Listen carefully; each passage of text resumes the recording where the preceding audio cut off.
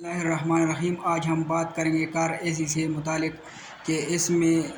کون سے main parts لگے ہوئے ہوتے ہیں اس کے سائیکل میں اور اس کا کیا کام ہوتا ہے۔ اس کے سائیکل کے مین 4 پارٹس ہوتے ہیں: کمپریسر، کنڈینسر، ریفریجریٹر کنٹرول اور ایواپوریٹر، جو کہ گاڑی کے اندر ڈیش بورڈ کے اوپر لگا ہوا ہوتا ہے۔ کمپریسر کا کام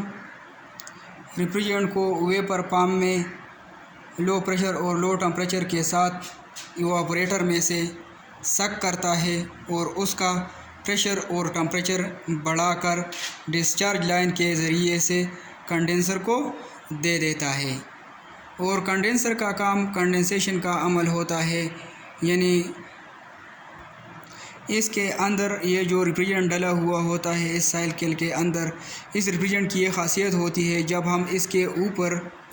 ایک خاص پریشر اور ایک خاص ٹمپریچر ڈال دیا جائے تو وہ اپنے اندر جو حرارت اس نے جذب کی ہوئی ہوتی ہے وہ ہوا میں خارج کر دیتا ہے، اور اسی صورت میں وہ کنڈینس ہو کر وہ ہائی پریشر لیکوڈ سے low pressure high pressure viper سے ہائی پریشر لیکوڈ بن جاتا ہے، اور وہ لیکوڈ اس لیکوڈ لائن کے ذریعے سے ادھر فلٹر ڈرائر میں آ جاتا ہے۔ جیسا کہ نام سے ظاہر ہے، فلٹر کا کام فلٹریشن ہے اور ڈرائر کا کام اس ریفریجرینٹ میں سے نمی کو جذب کرنا ہے۔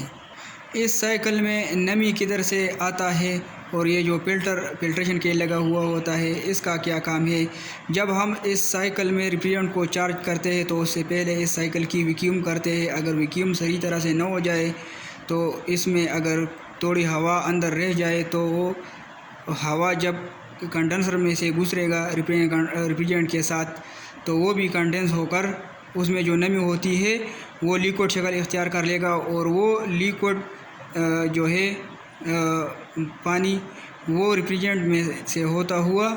اس لائن کے تھرو آگے جب ریفریجرینٹ کنٹرول میں سے گزرے گا تو وہ ادھر آ کر اور کنڈینس ہو کر جم جانے کا اندیشہ ہوتا ہے، اور اس کے یہ جو جم جانے کی وجہ سے یہ جو پورا سائیکل ہے یہ بلاک ہو سکتا ہے۔ تو اس سے بچنے کے لیے ہم نے ادھر ڈرائی لگایا ہوا ہوتا ہے، اور فلٹر جب ہم اس کمپریسر میں آئل یعنی کولنٹ کو ڈالتے ہیں تو اس میں کچرا ہو سکتا ہے، اور وہ کچرا ریفریجرینٹ کے ساتھ آگے جاتا ہوا جب کنڈینسر میں سے ریفریجرینٹ گزر کر ادھر اس لیکوڈ لائن کے تھرو آگے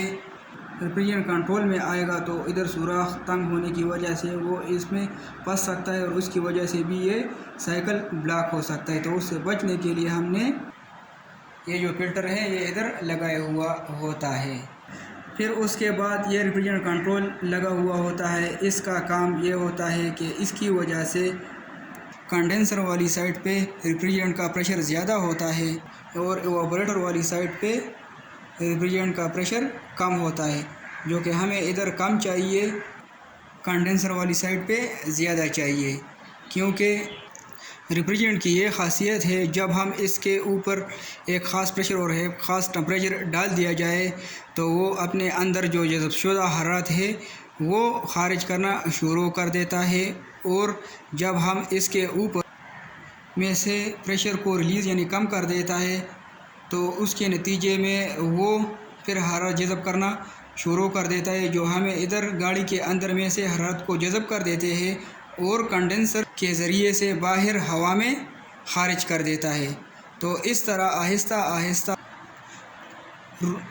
گاڑی کے اندر ٹمپریچر ڈاؤن ہونا شروع ہو جاتا ہے، اور جس مطلوبہ ٹمپریچر پہ ہم نے تھرموسٹیٹ کو سیٹ کیا ہوا ہوتا ہے تو وہ جب اس پہ آ جاتا ہے تو یہ جو ایواپوریٹر پین موٹر ہے اور ساتھ ہی کمپریسر اور کنڈینسر پین موٹر ہے اس کو بند کرنا شروع کر دے گا، اور اس طرح یہ سائیکل بند ہو جاتا ہے۔ جب دوبارہ گاڑی کے اندر مطلوبہ ٹمپریچر سے زیادہ ٹمپریچر یعنی گرمی بڑھ جائے تو پھر اس تھرموسٹیٹ سوئچ کے ذریعے سے دوبارہ یہ جو کمپریسر ہے اور پین موٹر یہ جو سائیکل ہے یہ دوبارہ آن ہو جاتا ہے اور پھر کولنگ سٹارٹ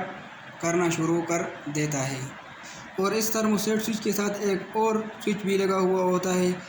یہ سلیکٹر سوئچ ہے۔ اس کے ذریعے سے ہم یہ جو ایواپوریٹر پین ہے اس کی سپیڈ یعنی میڈیم، ہائی اور اس کے ساتھ بند کر سکتے ہیں اس سلیکٹر سوئچ کے ذریعے سے۔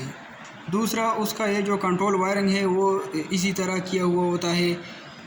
یہ جو بیٹری سے فیز آ رہا ہوتا ہے اس کے سیریز میں یہ فیوز لگا ہوا ہوتا ہے اور اس کے ساتھ یہ جو ڈی سی ایمپیئر میٹر ہے یہ لگا ہوا ہوتا ہے۔ اس میں ہمیں یہ جو پین ہے اور یہ جو آگے لوڈ لگا ہوا ہے اس کی ایمپیئر ہمیں بتاتا ہے کہ ابھی اس وقت کتنا لوڈ آ رہا ہے، وہ اس کا ایمپیئر ہمیں بتا رہا ہوتا ہے۔ اس کے ساتھ یہ جو سوئچ ہے یہ لگا ہوا ہے، جب ہم اسے تھرو تھرموسٹیٹ اوپن کرتے تو وہ اس سائڈ پہ لے آتے ہیں، جب اسے بائی پاس کرنا مقصود ہو تو وہ اس سائڈ پہ لے آتے ہیں، اور جب اس کے تھرو میں سے بجلی گزرے گی تو ادھر یہ جو انڈیکیٹر ہے یہ بلو کرنا شروع کر دیتا ہے۔ تو اسی طرح ہمیں پتہ چل جاتا ہے کہ یہ جو ہمارا سائیکل ہے یہ آن ہو گیا ہے۔ اور دوسرا یہ جو آپریٹر ہے جو کہ گاڑی کے اندر ڈیش بورڈ کے اوپر لگا ہوا ہوتا ہے، اس کو ڈیفیوزر کہتے ہیں۔ ڈیفیوزر مین یہ ہوا کو ڈیفیوز یعنی پھیلاتا ہے گاڑی کے اندر، اس کے تھرو یہ جو گاڑی کی ہوا ہے وہ ایواپوریٹر میں سے ہوتا ہوا گاڑی کے اندر دوبارہ آتا ہے۔ اسی سائڈوں سے یہ ہوا کو کھینچتا ہے گاڑی کی ہوا کو، اور اس سائڈ سے یہ ایواپوریٹر سے یہ گاڑی کی ہوا ہوتا ہوا پھر گاڑی میں پھینکتا ہے۔ اس طرح آہستہ آہستہ گاڑی کے اندر جو ٹمپریچر ہے وہ ڈاؤن ہونا شروع ہو جاتا ہے۔ اس میں عام طور پر موٹر نہیں لگا ہوا ہوتا ہے۔ ابھی جو نئے گاڑی آ رہا ہے،